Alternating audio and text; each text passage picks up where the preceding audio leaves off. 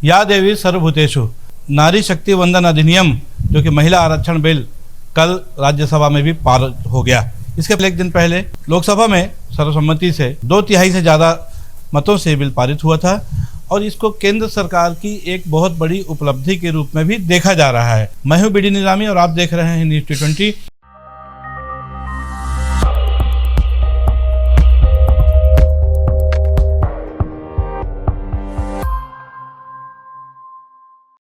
आज पूरे देश में इस बात को लेकर के केंद्र की एनडीए सरकार श्रेय भी ले रही है और विपक्षियों पे आरोप भी लगा रही है। उनका कहना है कि पिछले लगभग 27 सालों से बल्कि ये बिल अटका हुआ था और पारित नहीं हो पा रहा था।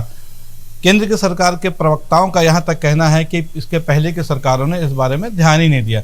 लेकिन सही मायने में देखा जाए यदि आज तो इस बिल की परिकल्पना सबसे पहले 1985 से 90 के दशक में तत्कालीन प्रधानमंत्री राजीव गांधी के समय हुई थी।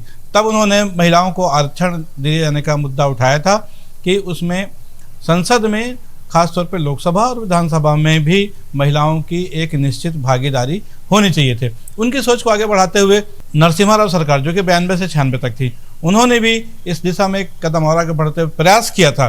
किसी भी राज्य में जो निचले स्तर के जो चुनाव होते हैं, जिसको नगर पालिका या नगर पंचायत कहा जाए, उस स्तर पर इन्होंने उसकी शुरुआत की थी, लेकिन वो उसको विधानसभा या लोकसभा तक नहीं पहुंचा पाए थे।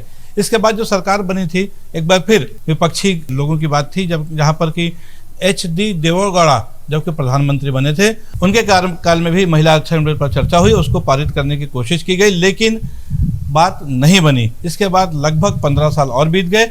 2010 में जबकि यूपीए की सरकार थी, दूसरी बार जब सत्ता में आई, तब इस बिल पर बहुत गहराई से चिंतन और मनन किया गया और उसके बाद राज्यसभा में इस बिल को तो पारित भी करा लिया गया। तो 2010 में पहली बार ऐसा हुआ था जबकि मनमोहन सिंह के सरकार के कार्यकाल में राज्यसभा में इस महिला आरक्षण बिल को पास करा लिया गया था, लेकिन लोकसभा में बात नहीं बनी। वजह साफ थी कि जो उनके गठबंधन के लोग थे यूपीए के, उसमें से कई लोग चाहते थे कि इसमें पहले ओबीसी को भी प्रतिनिधित्व मिलना चाहिए, महिलाओं के उसमें भी, लेकिन तब कोई ऐसा फार्मूला स्पष्ट नहीं बन पाया था, जिसकी वजह से ये मामला फिर लोकसभा में अटक गया था। लेकिन जब 2014 में नरेंद्र मोदी की सरकार बनी और जब दूसरी बार बनी, नरेंद्र मोदी की सरकार को जो बहुमत मिला वो 300 के ऊपर मिला, 2014 के भी चुनाव में भी और 2019 के चुनाव में भी, और इसीलिए शायद वो 370 और मुस्लिम महिला का जो कानून है 3 तलाक का, उसको भी बदलने में कामयाब रहे हैं और एक बड़ी मेजॉरिटी है इनके पास। आज की तारीख में देखा जाए तो इनके लिए बहुत आसान है किसी भी बिल को संसद में पारित करा लेना।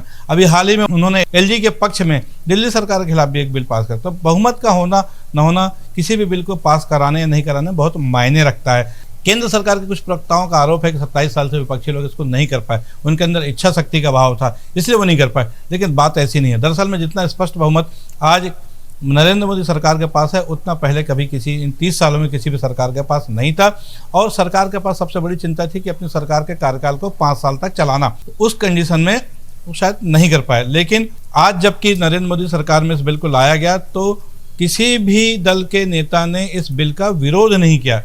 ये बहुत महत्वपूर्ण बात है, चाहे कांग्रेस हो, चाहे जितने भी जो इंडिया गठबंधन के भी जो दल हैं, सब ने इस महिला आरक्षण बिल का सपोर्ट ही किया है, जिसकी वजह से और ये बिल जो है लगभग सर्वसम्मति से पारित हो गया। लोकसभा में सिर्फ 2 सांसद जो कि ओवैसी ग्रुप के थे, उन्होंने इनके खिलाफ मतदान किया था और राज्यसभा में तो वो नौबत भी नहीं आने पाई।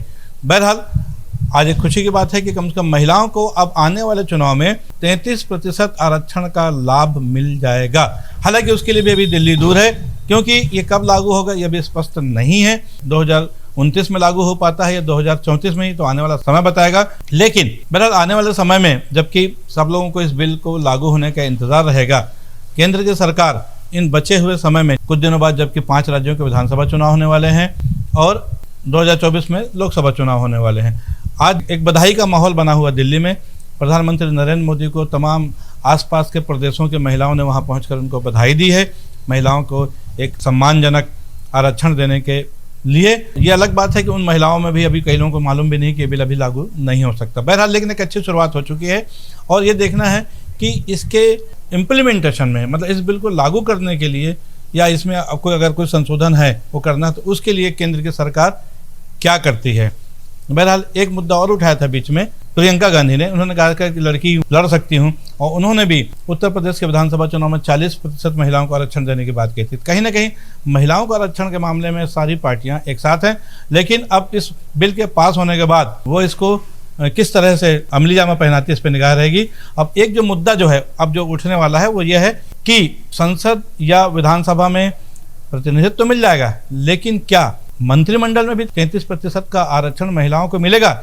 इस पर अभी तक कोई चर्चा नहीं हुई है, और आने वाले समय में ये एक बहुत बड़ी चर्चा का एक डिबेट का विषय रहेगा। और दूसरी बात है ओबीसी वर्ग के लोगों का प्रतिनिधित्व, जिसको लेकर के यूपीए सरकार के घटक दलों ने भी एक राय नहीं हो पाई थी, जिसकी वजह से ये मामला आज से 13 साल 14 साल पहले 2010 में अटक गया था। तो इस बारे में भी ओबीसी को लेकर के केंद्र की वर्तमान सरकार क्या फैसला लेती है या इस बिल में क्या चीज़ अमेंडमेंट करती है, इस पर सबकी निगाह रहेगी। और एक सवाल आज जो उठाया है राहुल गांधी ने, उन्होंने कहा है कि जो खासतौर पर जो सेक्रेटरीज वगैरह होते हैं, सरकार जो चलाते हैं, सरकार के नियम वगैरह बनाते हैं, उसमें आज की तारीख में 90 में से देखा जाए तो सिर्फ 3 अधिकारी ही ऐसे हैं जो ओबीसी वर्ग का प्रतिनिधित्व करते हैं।